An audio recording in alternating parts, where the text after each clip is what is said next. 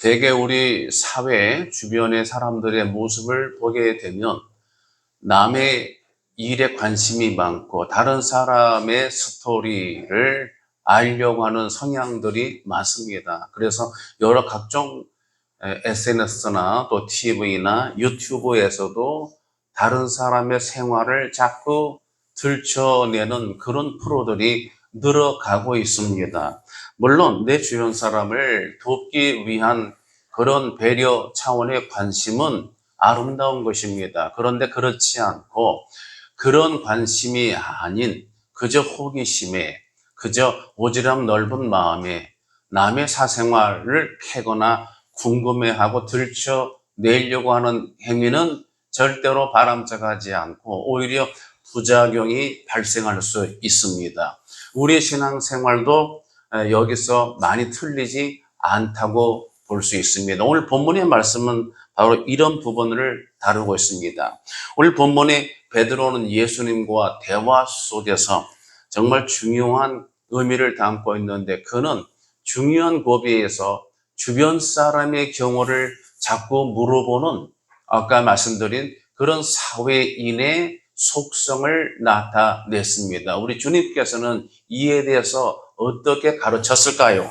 오늘 본문의 말씀을 보게 되면 먼저 본문의 배경은 예수님께서 베드로에게 주시는 말씀, 부활하신 주님이 베드로를 찾아오셔서 가르침을 주시고 있습니다. 이 본문은 요한복음 21장 마지막 부분, 그러니까 요한이 전한 요한복음서의 끝부분에 해당되는 아주 의미심장한 그런 위치에 오늘 본문이 등장하고 있습니다. 부활하셔서 대화를 나누시고 너는 나를 따라라. 중요한 우리 주님의 사명을 베드로에게 주시고 계시는데 그 당시 베드로가 어떤 상태였을까를 먼저 생각해 볼 필요가 있습니다.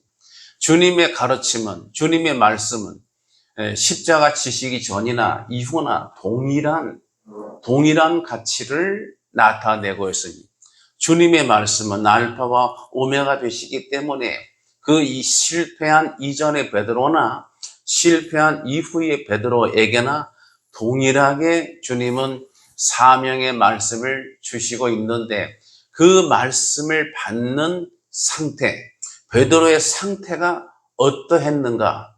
이것에 따라서 동일한 말씀이라도 이것을 어떻게 받아들이는가는 달라질 수가 있습니다. 오늘 우리도 마찬가지입니다. 똑같이 우리가 주님 전에 나와 예배할 때, 말씀을 들을 때 내 속의 심령의 상태나 내 속의 내면의 정서나 내 속에 가지고 있는 관심사 또 형편 이런 것에 따라서 동일한 말씀이 달라질 수가 있습니다.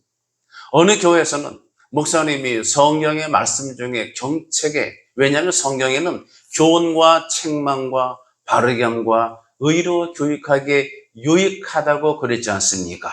그래서 교훈과 책망의 말씀으로 선포할 때에 끝나고 어느 교회 집사 한 분이 저 목사님은 나를 죽이려고 하는 설교야 뭐 등등의 그런 에피소드가 종종 등장하게 됩니다. 왜 그럴까요? 똑같은 말씀이 그 사람이 받는 사람의 어떤 상태인가 따라서 천태만별로 달라질 수 있다고 하는 것이죠. 그럼 베드로 상태는 어땠을까요? 그는 3번 부인했던 그 일로 인한 어떤 자책 또는 죄책감이 아주 큰 상태라고 할 수 있습니다. 첫 번째로는 그 일로 인해서 베드로는 심리적인 두려움에 갇혀 있거나 사로잡혀 있는 상태입니다. 큰 일을 겪고 나서 두려움이 아직 해결이 안 됐습니다. 우리가 사는 동안에 어떤 곤란한 일을 겪기도 하잖아요. 때로는 다치거나 사고를 당할 때도 있고요.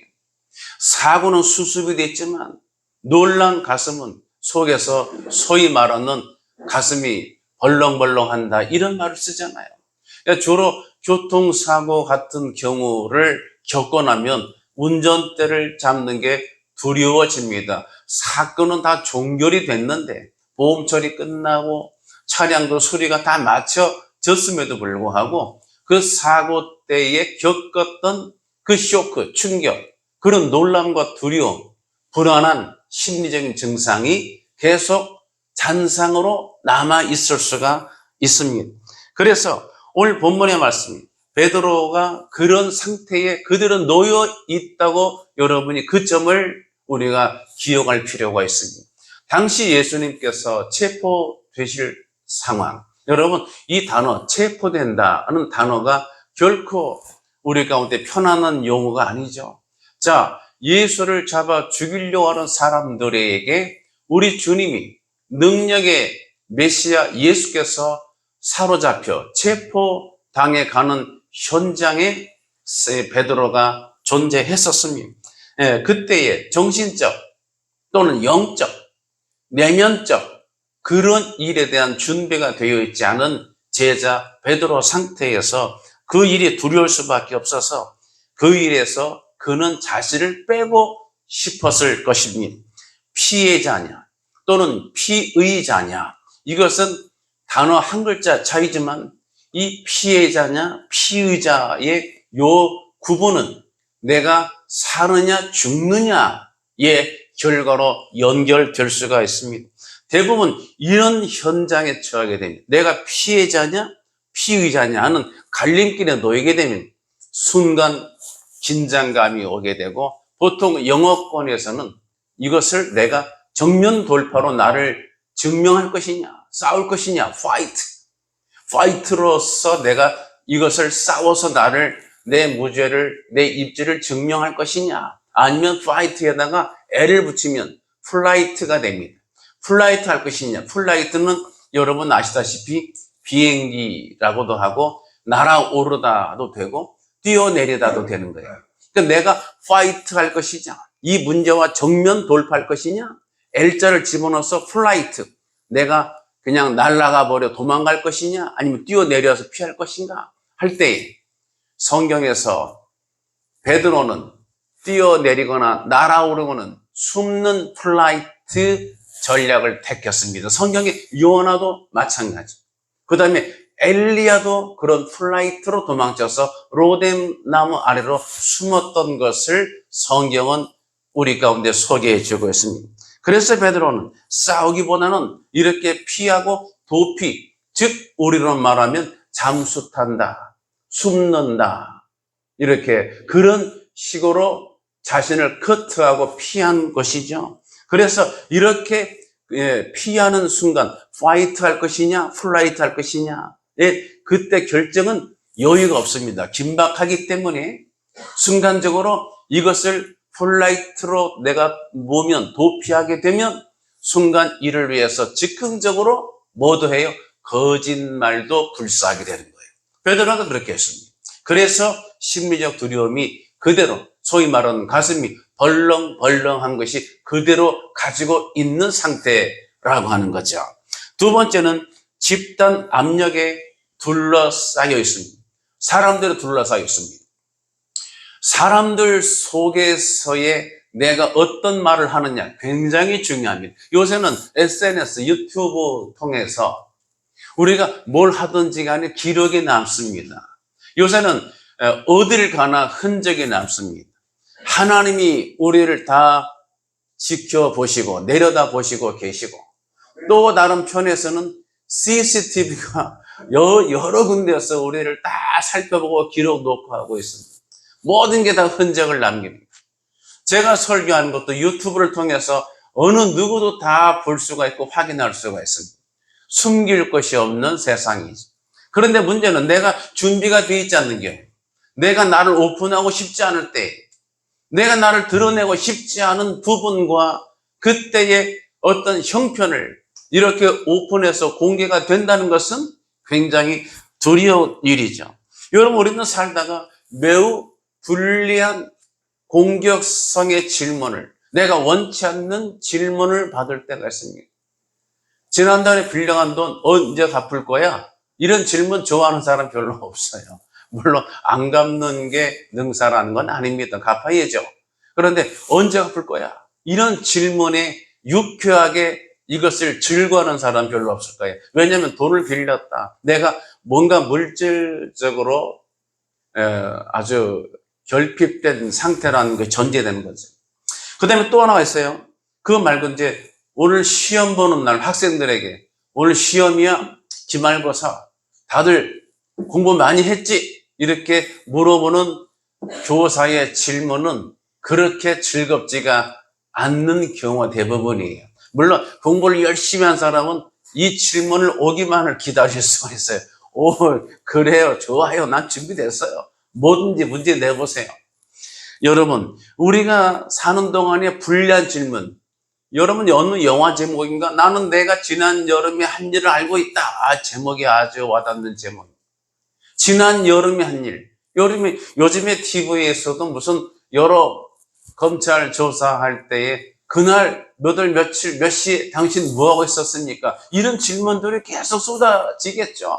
불리한 질문. 내가 잘못 대답하면 바로 감옥 갈 수 있는 그런 질문들. 그런데 그런 질문들이 이런 사법적인 질문 외에도 내 도덕, 양심, 내 신앙, 내 가치관, 내 신조를 드러내야 되는 질문이 있는데 그런데 내가 떳떳하지 않는 경우에 이 질문 받는 것은 곤혹스러운 일입니다. 그런데 이 질문이 문제는 조용하게 단둘이 은밀하게가 아니라 무슨 옛날 말하면 어느 다방에 무슨 이제 카페 말고 다방 옛날 다방이 있어요. 좀 어두침침하고 막 금붕어 어항도 있고 막 이런 다방이 간혹 존재하더라고요. 그런데 구석진 데서 조용히 물어보는 게 아니라 여러 사람 만인들 앞에서 불리한 내가 대답할 수 없는 내가 정리되어 있지 않은 입장에 대해서 공격적인 질문을 받게 되면 이것은 정말 난감한 일이에요. 이런 집단적으로 그 질문이 나한테 쏟아진다. 이 압력을 심리적으로 동조 압력이라고 그래요. 왜냐하면 내 자신이 피의자가 되는 그런 분위기, 그런 느낌적인 느낌 속에 많은 집단, 단체가 동일한 시선으로 나를 쉽게 말하면 노려보고 있거든요. 무슨 말을 할까?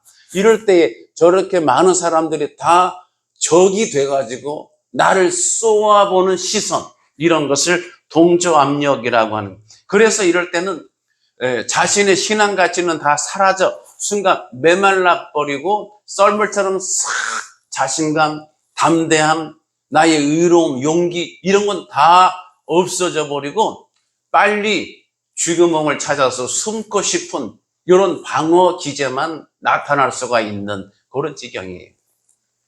그 다음 세 번째는 인지부조화 심리적인 용어를 쓰는데 인지부조화는 내가 인지하고 있는 것, 내가 자각하고 있는 것과 실제가 맞지 않는 경우에 그래서 오는 무슨 갈등, 불안 이런 거거든요.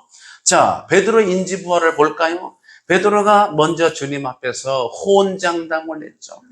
주님, 너희를 오늘 밤 닭이 3번 울기 전에 흩어질 것이다. 주님, 다른 사람 모두가 다 주를 버릴지라도 나는 끝까지 주와 함께 하겠습니다. 마태복음 26장 33절에 이렇게 말했습니다. 모두 주를 버릴지라도 나는 결코 버리지 않겠나이다 그랬습니다. 그렇게 했습니까?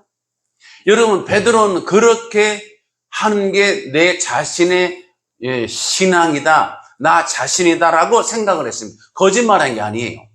베드로가 거짓말을 했다고 저는 보지 않습니다. 그 베드로가 대답한 이 고백은 그 자신이 진짜로 실제로 나는 그런 신앙의 사람이다. 난 그렇게 살아왔고 그렇게 할 거야 라고 이렇게 생각, 인지를 가지고 있는데 막상 뚜껑 열어보니까 어떻게 됐어요? 쥐구멍 찾아서 나 살려라고 도망치지 않았습니까? 3번씩 주님을 모른다고 부인하지 않았습니까? 그러니까 베드로의 속에 자각하는 나 자신은 어떤 경우가 와도 어떤 불리한 경우가 닥쳐도 나는 변치 않고 배반하지 않는 충성된 믿음의 제자야. 그런데 실제 그의 행동, 실제 모습은 리얼한 그의 실체는 비겁하게 주님을 부인하고 도망친 배반자라고 하는 겁니다. 그래서 내가 생각한 나 자신 인지와 내 실체가 맞지 않아서 오는 상충되는 구조에 어떻게 돼요? 괴로운 거죠. 갈등이 되고 막 모순이 속에서 막 이렇게 솟구쳐 올라오는 갈팡질팡 하고 있는 상태가 됩니다. 그러면서 마지막 네 번째로는 자기 인식이 이렇게 붕괴되니까, 인지가 부조화되니까 자기 붕괴가 옵니다. 이게 뭐냐면은 심각한 통회, 통곡하고 후회하고 울면서 가슴을 치고, 예수님께서 말씀하실 때 밖에 쫓겨나서 슬피 울며 이를 갈미 있으리라. 이를 갈진 않았지만 이를 간다면 자기 자신에 대해서 이를 갈게 되죠. 슬피 울면서. 그래서 강렬한 그 어떤 죄책감, 어떤 정체성, 나의 놔둠의 붕괴, 위기, 이것이 모순되면서 압력밥솥에 옛날 무슨 깡내기 튀길 때 있잖아요. 이렇게 막 깡내기 튀길 때 그냥 압박을 해가지고 고일에다 확 눌렀다가 나중에 뻥 터져. 이게 열명이 뻥 터져나오는, 이 터져나오는 분출이 통곡이라고 하는 겁니다. 통곡. 때로는 우리 신앙이 이렇게 압력을 받아요. 막 살기도 어려운, 먹고 살기도 힘들고, 세상에서, 직장에서, 또는 주변 사람들에게 시달리고, 막 스트레스 받고, 압력받고, 내 신앙 신조도 지키지 못하고, 양심도 저버리고, 나도 모르게 거짓말을 하고, 주님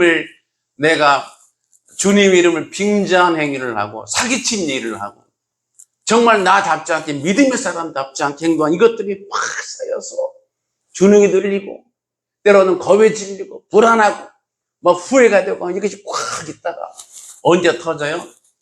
우리 더 선한 이웃교회 금요기도 할 때 터집니다. 막 기도할 때 확 터지는 거예요. 옛날에 전도연 주연의 밀양이라는 영화에 그런 게 나오죠. 그 아들이 살해당해서 그 서러움과 아픔과 충격 속에 주변에 사람 전도받고 교회 나가서 막 치유 집회 나가서 막 쫙 하는데 말씀도 모르고 정말 회개도 뭔지도 모르면서 그 분위기 그렇게 막 뽑아내는, 막 울면서 회개하는 그 통성 기도의 자신을 프로젝션, 투사, 동일시 여긴 거예요. 그래서 경건의 내용은 없이 형식을 취했습니다. 내가 아주 신앙의 원래부터 믿음의 사람인 것처럼 그 전도연 주인공이 거기서 막 꺼이꺼이 울면서 자신이 변화받았다고 생각을 하게 되죠. 근데 괄호 열고 착각 가로 닫고입니다. 말씀 통해 복음을 만나서 예수를 영접하고 이 과정이 이 처음에 씨를 뿌려서 싹이 나고 이삭 줄기 나고 이렇게 해서 열매가 맺혀지는 단계를 충실하게 거쳐야 되는데, 너무나 압박된 그 아들을 잃은 괴로움과 아픔과 슬픔, 그 분노, 불안, 이런 것이 이것이 압력이 돼가지고 뻥 터져버려요.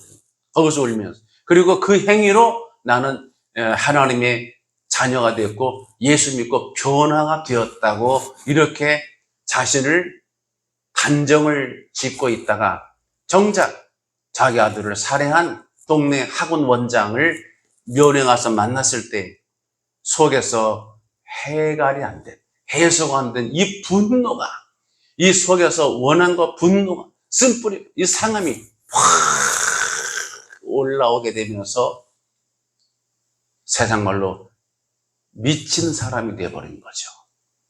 자기가 헝클어져 버려요. 영화는 그렇게 끝납니다. 그 옆에 조연, 송강호 배우가 전도연이 막 머리를 자르고 거기에 그 헝클어져 있는 모습을 안타깝게 보면서 거기에 이렇게 깨진 유리 조각, 또 이렇게 옆에 무슨 개천 물 흐르는 것처럼 거기에 햇볕이 잠깐 비치는 그 밀양, 비밀스러운 볕들양, 이게 영화의 테마가 되죠. 사랑하는 예배자, 베드로가 그래서 밖에 나가서 심히 통곡을 했습니다. 너무나 슬프게, 너무나 비통하게, 너무나 억압됐던 두려움과 자책감, 죄책, 이것이 힘들었던 게 쏟아져 나오면서 얼마나 울었을까요? 그래서 예루살렘에는 통곡의 벽이 유대인들의 그 나라 뺏긴 그 통곡의 벽이 따로 있지만 그게 베드로의 통곡의 벽은 아닙니다. 그런데 AD 457년쯤에 베드로가 그렇게 비통하게 울었다고 하는 그 장소에 교회를 세웠는데 그 교회 이름이 베드로 통곡교회입니다. 그리고 그 베드로 통곡교회 꼭대기에는 닭 모양의 조형물이 새겨져 있습니다. 저 닭을 보고 경성함을 얻어라. 그러면 이런 베드로, 이렇게 예수님께서 실패했던 제자인 베드로에게 내 양을 먹이라. 다시 리스토럭션, 다시 세워주시는 사명을, 제 언약을 주셨는데 이런 베드로, 이 베드로의 이렇게 약하고 이렇게 두렵고 인지 부조화에다가 동조와 압력에다가 막 이런 후유증이 있는 베드로, 이런 상태를 우리 주님이 들어 쓰시거든요. 그러면 이 약함, 이 문제에 있는 베드로는 사실은 베드로 개인의 문제가 아니라 예배하는 저와 여러분의 우리의 실체이기도 하다고 하는 거죠. 그러면 이런 것이 성경적으로는 어떤 메시지를 주는 것인가? 첫 번째, 베드로의 이 사건은 인간 편에서, 사람 편에서, 우리 편에서 우리가 아주 심히 약하디 약한 존재라고 하는 것을 보여주는 사건입니다. 우리가 약한 존재예요. 사랑하는 예배자는 성경은 우리가 절대 강하다고 하지 않습니다. 물론 우리에게 역설적으로 강하고 담대하라. 사실은 너무너무 약하니까 이게 괄호 열고 괄호 닫고 하는 거예요. 강하고 담대하라. 스스로 인간이 잘나서 스스로 강해서가 절대 아니에요. 기독교는 낙관주의가 아니에요.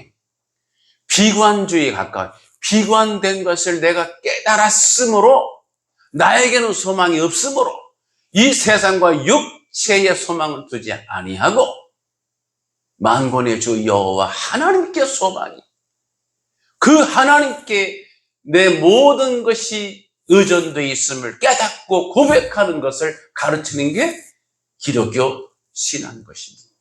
그래서 약한 존재, 사랑하는 예배자 여러분, 성경이 말하는 우리 인간은 절대로 강하지 않습니다. 절대로 완전하지 않습니다. 성경에서 하나님께서 너희는 내 앞에서 거룩하라, 내 앞에서 완전하라, 온전하라, 강하고 담대하라 수도 없이 가르치시지만 원래 우리의 본 출발점, 원 상태, 원판 우리 자신의 모습은 절대로 강하지도 않고 완전하지도 않고 의롭지도 않고 의인은 없나니 하나도 없다는 말씀 속에 다 포함되어 있는 것입니다. 목사나 평신도나 믿는 자나 안 믿는 자나 하나님의 의의 관점에서 기준에서 볼 때는 다 죄인인 것입니다. 그러나 우리 예수 믿는 사람은 차이가 뭐냐면 이렇게 죄인인데 우리 주님 예수 그리스도의 피 흘리신 사건을 인해서 내가 예수님을 영접함으로 인해서 예수 이름을 의지함으로 인해서 이 죄가 주홍같이 붉은 죄가 사함받은 존재, 본래 죄가 없는 게 아니라 죄인인데 이 죄가 법적인 용어에서 여러 가지 변호사, 보혜사, 성령님의 여러 변론을 통해 예수님의 대속의 은혜를 통해 나중에 재판장이 땅땅땅 치는데 무죄하고 내가 죄 없음으로 즉 의롭다고 인정받는 그런 상태의 노인자가 바로 저와 여러분인 줄 믿으시기 바랍니다. 이것이 놀라운 은혜예요. 사랑하는 예배자는 우리는 절대로 강하거나 스스로 완전하거나 스스로 의로울 수가 없습니다. 그래서 이것을 자랑하면 안 됩니다. 우리는 늘 겸손히 뭐예요? 1만 달란트를 탕감받은 그런 죄인인 것을 기억하셔서 절대로 교만해서는 안 되고 그렇다고 낙심하고 좌절하거나 아주 비약함에 빠져도 안 되는 겁니다. 왜? 전능하신 하나님이 이런 죄인을 붙들어 주셔서 죄를 용서해 주시고 의롭다고 인정해 주시고 그래서 그렇게 여겨 주시고 사랑해 주시기 때문에 그래서 우리는 소중합니다. 그래서 담대할 수 있습니다. 그러나 절대로 교만할 수는 없는 것입니다. 두 번째는 이런 베드로의 사건은 아까 우리 편에서는 인간이 어떤 존재인가를 보여주는 사건이고 하나님 편에서는 변함이 없으신 조건적이지 않은 무조건적인 하나님의 사랑을 보여줍니다. 은혜와 회복의 과정으로 이 약함을 하나님이 들어 쓰시고 계시다. 그래서 우리가 소망이 있습니다. 여러분 예배자 중에 약함이 있습니까? 곤란한 게 있습니까? 정말 부끄럽고 수치가 있습니까? 두려운 문제, 불안이 있습니까? 그 약함을 하나님께 내놓으시게 되면 이것을 숨겨두는 게 아니라 하나님께 내가 모든 것을 고백하고 올려드리게 되면 어떻게 돼요? 하나님이 들어 쓰시는 귀한 재료와 통로가 된다고 하는 거예요. 이것이 귀한 은혜예요. 사랑하는 예배자 여러분, 우리 인간이 근본적으로 약해서 약함으로 오는 그 여러 가지 결과물들, 넘어지고 깨지고 실패하고 낙심하고 좌절하고 후회하고 이런 일이 얼마나 다반사합니다. 그런데 하나님께서는 이런 약한 자들을 정말로 우리 약함을 긍휼히 여기시는 하나님의 긍휼의 자비의 속성이 있다고 성경이 가르치고 있습니다. 그래서 하나님께서는 성경에 여러 믿음의 사람들을 보게 되면 저들이 약할 때에 하나님이 외면하시질 않습니다. 자, 이걸 보세요. 모세가 첫 번째 한 일이 사람을 쳐 죽이고 미디안 땅으로 도주했습니다. 40년을 썩는 과정을 보내는데 모세의 40년은 놀러온 정말 이렇게 어디 무슨 나는 자연인이다 해가지고 무슨 그렇게 그런 식의 40년이 아니에요. 후회, 자책, 그 자신의 약함, 번민, 괴로움, 자책으로 40년을 내면적으로 뒹굴면서 속이 쓰리고 생각만 해도 가슴이 아프고 아주 후회가 되고 정말 내 자신이 너무나 아주 그냥 비참하고 밉기도 하고 그런 번민 속에 40년을 보냈던 시절이었습니다. 그런데 어떻게 했나요? 하나님이 호렙산에 불붙는 떨기나무 불꽃 속에 현년 하나님이 나타나셨어요. 하나님이 찾아와 주셨다고 하는 겁니다.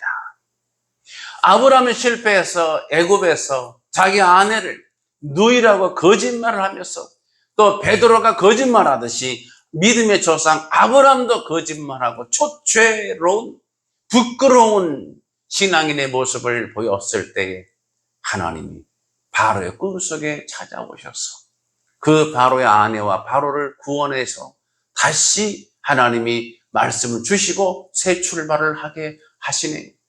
또 요나가 실패해서 다시스로 가는 배를 타고 풍랑을 만나 다 죽게 되었을 때 하나님이 그에게 찾아와 말씀을 주시고 지쳐있는 엘리야에게도 찾아와 말씀을 주시고 오늘 본문에 역시 베드로가 실패한 현장에 예수님이 찾아와 주셔서 말씀을 주셔서 우리를 회복해 주시는 것입니다. 사랑하는 예배자, 이 같은 구조가 신앙의 핵심 패턴입니다. 첫 번째, 우리가 약한 존재를 내가 깨닫도록 하나님은 교육적인 과정을 우리 가운데 허용해 주십니다. 때로는 물질로 고난을 연단을 받게도 하시고 때로는 우리의 건강으로 인해서 약함을 뼈저리게 내가 체험하기도 하시고 또 여러 가지 실패한 일을 통해 여러 상처받은 일을 통해 여러 환경을 통해 주변 사람을 통해 사회를 통해 시대를 통해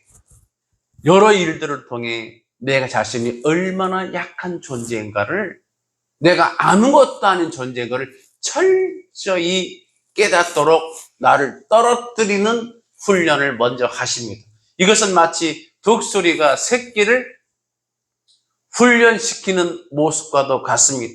노련한 어미 독수리는 새끼 독수리, 알에서 깨어난 독수리를 그저 오냐오냐 끼어만 있지 않고 조금 보다가 날개 힘이 조금 근육이 생길 것 같으면은 그 어린 새끼를 물어다가 절벽 위로 올라가서 새끼를 아주 아주 그냥 거기서 과감하게 떨어뜨려 버리고, 그 새끼는 죽는다고 빈형을 지르면서 막 살려고 몸부림치고, 물에 빠진 애가 물에서 막 텀벙텀벙 되는 것처럼 그 허공에다 막 떨어지면서 엄마가 저럴 수 있어? 다시는 내가 아무도 안 믿을 거야. 믿을 놈 하나도 없네 하면서 얼마나 막 배신감 느끼고 떨어지겠어.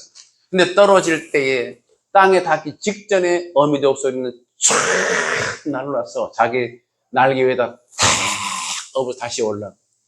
그러면 아까운 말 취소, 엄마 사랑해 하다가 다시 올라가서 또 떨어뜨립니다. 아니, 이거 믿을 놈 하나도 없다니 진짜 믿으면 안 되겠네. 배신감 또 느끼냐고 떨어져서 막 살려달라고. 이런 과정을 몇 번 한 끝에 새끼 독소리가 촥촥 날아오르게 됩니다. 그래서 뭐부터 한다고요? 내가 얼마나 약한 존재인가. 이 말은 여러 파생 문장을 만들어냅니다. 내가 얼마나 쓸모없는 인간인가. 내가 얼마나 부끄러운 죄인인가.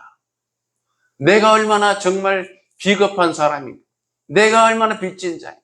이런 모든 절망할 만한 요소를 충분히 맛보게 하시는 하나님이 있어요. 그 다음에 그것을 하나님께 있는 그대로 올려드리게 되면, 문제는 이것을 올려드리는 인생이 있고 이것을 숨겨두는 인생이, 숨겨서 내가 내 안에 감춰두는 사람은 가룟 유다의 길을 택하는 거고요. 이것을 내가 심판을 당하면서 주님께 내놓게 되는 사람은 베드로의 인생이 되는 거고, 똑같이 베드로와 유다가 주님을 부인하고 또 저주까지 하고 배반했지만, 유다는 스스로 자기 문제를 자기가 껴안고 빗장 걸어 잠그고 자기 방식으로 나가서 자결로 끝났고요. 베드로는 뒤로 물러가서 옛날 고기 잡는 대로 가긴 했지만, 찾아오신 주님 앞에 괴로움을 내가 붙잡고 있는 동안에 주님이 오셔서 내가 나를 사랑하느냐, 이 질문 앞에 심판을 받습니다. 정말 부끄럽고 창피하고 정말 아주 어찌할 바를 모르는 그 지경을 감수하면서 주님 앞에 있는 그대로 나가서 내가 주를 사랑하는 줄 주께서 아십니다.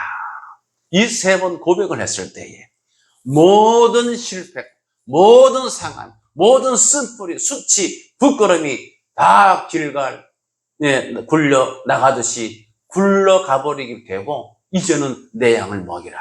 그런데 거기서 뭐라고요? 저 사람은 어떻게 되겠습니까?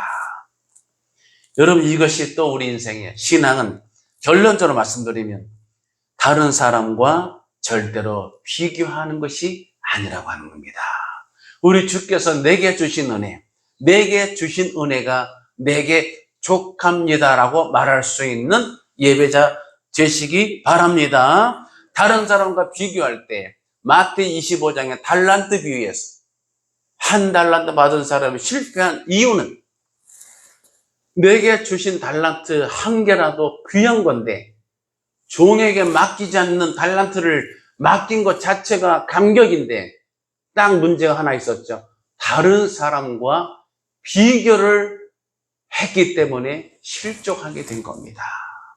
포도원 품꾼의 비유에서도 다른 사람과 비교하는 것을 우리 주님은 기뻐하시지 않습니다. 신앙은 비교하는 게 아닙니다. 너희가 짐을 서로 지라 했을 때에 서로 지라, 각각 자기의 짐을 질 것이니라, 이 말씀을 함께 묶어서 생각해서 각기 져야 될 짐, 각기 내가 해야 될 사역, 봉사, 헌신, 희생, 인내, 기도, 섬김, 내게 주신 각자의 몫은 각자 내가 져야 되는 것이, 이것이 성경적인 거예요.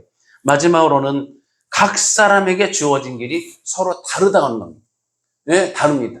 12 제자의 성격이 다르고 성경 저자, 기록자 40명이 서로 다르듯이 각자 다르고, 고린도전서 12장에 몸과 지체에 비유해서 눈, 귀, 손, 발 다 다르고 한 몸이지만 지체 역할이 다른 것처럼 한 믿음, 한 성령, 한 하나님, 한 교회에서 우리가 예배하지만 역할, 사명, 그런 것은 다 다르다고는 이 고유성을, 개체성을 존중히 여기셔야 됩니다. 그러므로 우리가 예배할 때, 일할 때 다른 사람 사역을 우리가 평가하고 관여하고 심판하고 심사하는 행위는 하지 말아야 되고, 내게 주신 은혜로 내가 하나님 앞에 할 수 있는 최선을 다해서 하나님 일을 하시고 하나님 이름 앞에 영광 돌리시고 주의 나라 세우는데 귀하게 쓰임받는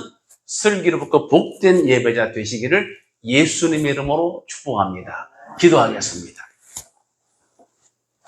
할렐루야. 영광과 존귀와 찬송을 살아계신 하나님 앞에 올려드리니, 오늘 베드로가 그 실패한 과거에 대해서 탕감받은 은혜를 받았음에도 다른 사람, 주변 사람이 어떻게 될 것인가를 묻고 있습니다.